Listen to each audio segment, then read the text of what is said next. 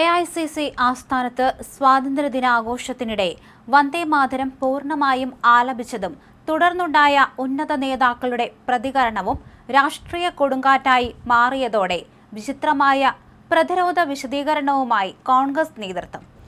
സോണിയാഗാന്ധി വന്ദേമാതരം തടസ്സപ്പെടുത്തിയിട്ടില്ലെന്നും ഇരിക്കാൻ കസേര കൊണ്ടുവരാൻ ആവശ്യപ്പെട്ട് കൈകാണിക്കുക മാത്രമാണ് ചെയ്തതെന്നാണ് കോൺഗ്രസിന്റെ ഔദ്യോഗികമായ വിശദീകരണം. വന്ദേമാതരം തടസ്സപ്പെടുത്തുന്നത് ക്രിമിനൽ കുറ്റമാണ്. ഈ സാഹചര്യത്തിൽ കൂടിയാണ് ഈ വിശദീകരണം ശ്രദ്ധേയമാകുന്നത്.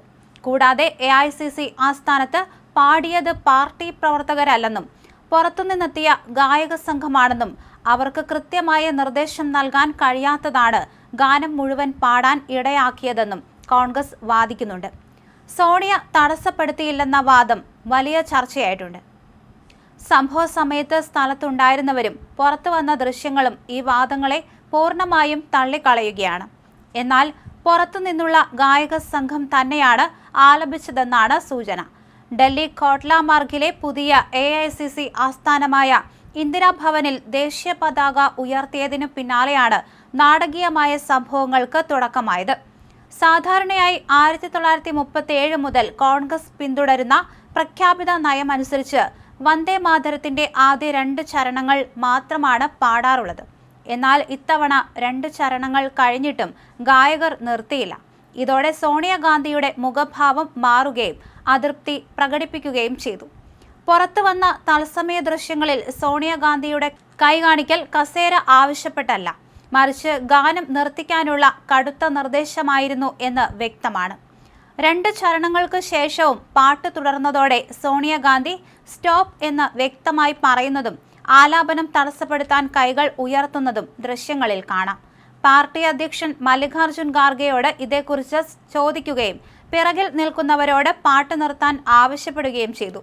ഇതിനിടയിൽ മറുവശത്ത് അണിനിരന്ന രാഹുൽ ഗാന്ധി നെറ്റിച്ചുളിച്ച് കടുത്ത അതൃപ്തിയോടെ ഈ രംഗം നോക്കുന്നതും ദൃശ്യങ്ങളിലുണ്ട്. പിന്നീട് ഖാർഗെ സോണിയയെ സംസാരിച്ച് അനുനയിപ്പിക്കാനാണ് ശ്രമിക്കുന്നത് എന്നും വീഡിയോയിൽ കാണാം. വിവാദത്തിൽ നിന്നും രക്ഷപ്പെടാൻ പാട്ടുകാരെയാണ് കോൺഗ്രസ് പ്രതിക്കൂട്ടിൽ നിർത്തിയത്.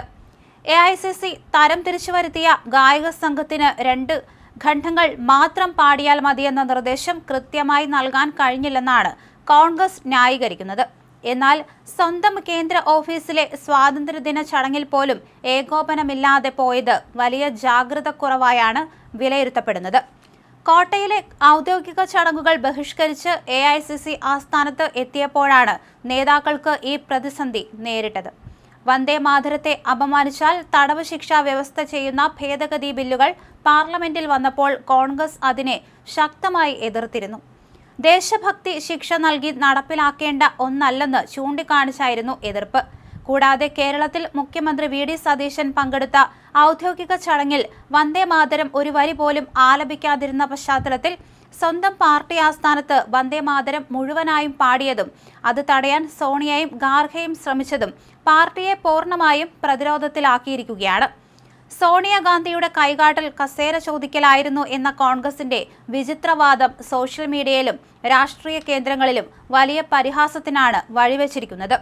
രാജ്യത്ത് കൂടുതൽ വിഭജനം സൃഷ്ടിക്കാനാണ് വന്ദേമാതരം പൂർണ്ണമായി അടിച്ചേൽപ്പിക്കുന്നതെന്ന് ആരോപിച്ചിരുന്ന കോൺഗ്രസ് സ്വന്തം ആസ്ഥാനത്തുണ്ടായ ഈ പാളിച്ചയെ മറച്ചുപിടിക്കാൻ നടത്തുന്ന തന്ത്രപ്പാടുകൾ അവർക്ക് തന്നെ തിരിച്ചടിയാവുകയാണ്.